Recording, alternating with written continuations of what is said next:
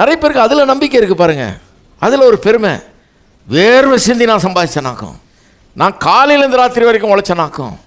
பைபிளில் பாருங்கள், நீங்கள் எத்தனை மணிக்கு எந்திரிக்கணும்னு ஒரு ரூல் போடல, எத்தனை மணிக்கு வேலைக்கு போகணுன்னு ஒரு ரூல் போடல. வேலையில் போட்டிருக்காங்க ரூல். பைபிளில் இத்தனை மணிக்கு தான் நீ வேலைக்கு போகணும், இத்தனை மணிக்குள்ளே வந்துடணும், இதுக்கு மேலே வேலை செய்யக்கூடாது, 8 மணி நேரத்துக்கு மேலே வேலை செய்யக்கூடாது, அல்லது 12 மணி நேரம் செஞ்சாகணும், அப்படிலாம் ஒன்றும் கிடையாது பைபிளில். உங்களுக்கு வேலை அவ்வளோ பிரியமாக இருந்ததுன்னா, வேலையில் அவ்வளோ மகிழ்ச்சி இருந்ததுன்னா, அவ்வளோ ஈடுபாடு இருந்ததுன்னா, அவ்வளோ சந்தோஷம் உங்களுக்கு வேலை கொடுத்துச்சுன்னா நீங்கள் 12 மணி நேரம் கூட வேலை செய்யலாம். அதில் ஒன்றும் பிரச்சனையே கிடையாது. ஏன்னா சந்தோஷத்தில் செய்கிறீங்க, மன நிறைவினால் செய்கிறீங்க, மகிழ்ச்சினால் செய்கிறீங்க, வருத்தத்தினால செய்யலையே, கவலையினால் செய்யலையே. வேலை செய்யும்போது நான் எதுக்கு இன்னும் 4 மணி நேரம் வேலை செஞ்சிடுறேன், அப்புறம் நாளைக்கு ஏதாவது சோகமெல்லாம் போய்ட்டு வேலை செய்யாமல் போயிடுச்சுன்னா எவன் தருவான் காசு, அதனால இப்போ நல்லா உடம்புலாம் நல்லா இருக்கும்போது நிறைய செஞ்சு சேர்த்து வச்சிடுறேன். கவலை பாருங்கள். கர்த்தருக்கு வாழ்க்கையில் இடம் கொடுங்க.